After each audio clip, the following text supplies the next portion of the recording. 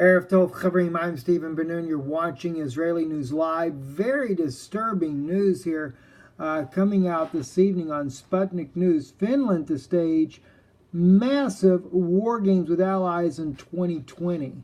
I say disturbing. If you look at this, Finnish Defense Minister Jussi Niinisto said that a large number of soldiers, reservists from Finland, Sweden, the U.S., and other partner countries are expected to, of course, to have drills in 2020 there in Finland.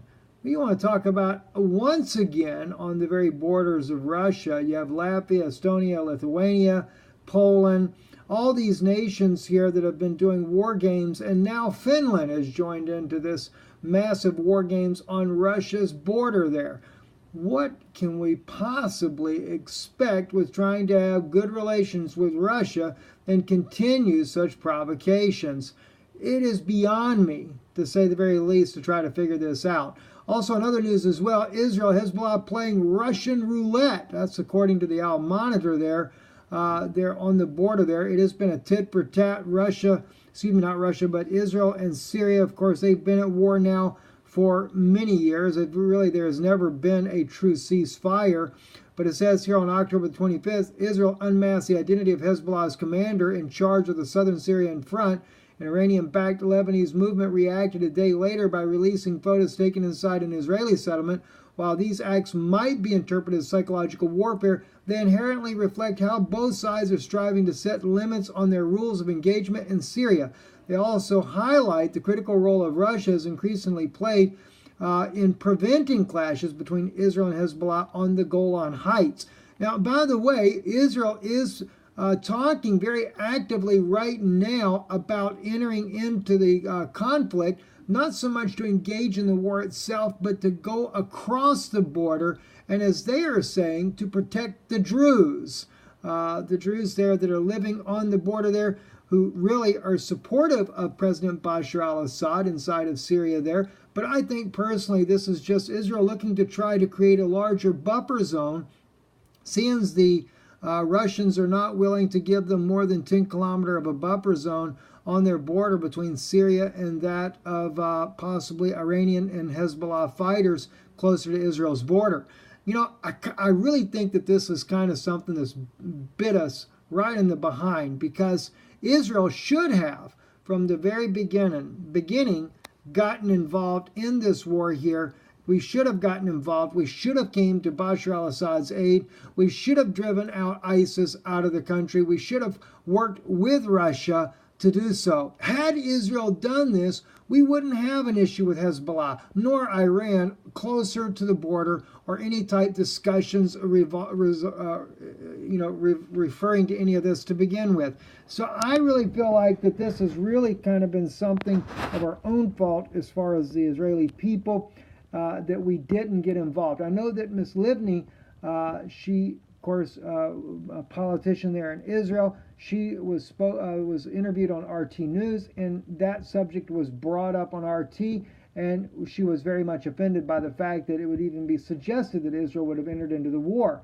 I don't think it's an offense at all. I think we should have entered in. Truly, we should have treated our neighbor as ourself, and remembering the very fact that our forefather Jacob signed a covenant with none other than Laban, who was a Syrian. Our mothers are Syrian. Both Rachel and Leah, our mothers of Israel, are definitely Syrians, and we signed that agreement that we would do no harm to either one. So we should have taken this battle completely different and done something about it, unless we have something to hide, that is. And I say we, because as a believer, I am a believer, a Jewish believer, but nonetheless, Israel is still my people, and so I am concerned about what our government is involved in. And, I know that right now Israel's talking about going in and taking out al-Nusra. We should take out al-Nusra, al-Qaeda, ISIS, all of the groups there, and take a stand with President Bashar al-Assad in restoring dignity back to his country, because Syria is the closest country in the Middle East to that of what Israel is in the Middle East, and that is a tolerance for the three monotheistic religions, whether it be Christianity, Muslim, or that of Jewish beliefs. Why not do the right thing, as our forefather Jacob did as well?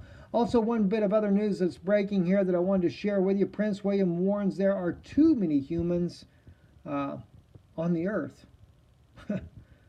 Well, and he's getting ready to have his third child and complaining about too many humans on the earth. Just seems a bit ironic, don't you think? Well, I don't know what to think of it, really.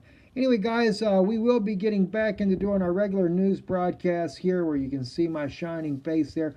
Just dealing with many things here recently with my wife being sick. It's put a stress here for us.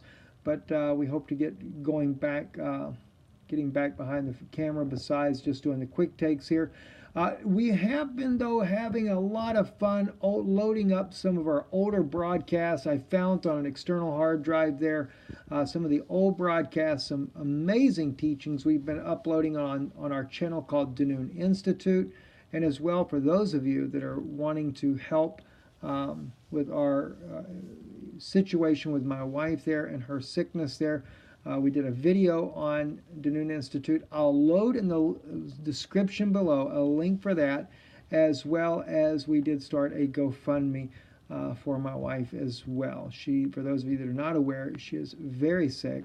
Outwardly may not appear to look like she's sick, but she is battling something that could very well take her life if it's not for the intervention of our Heavenly Father, and of course medical needs that are very much needed at this time. I'm Stephen Benoon. You're watching Israeli News Live, Erev Tov.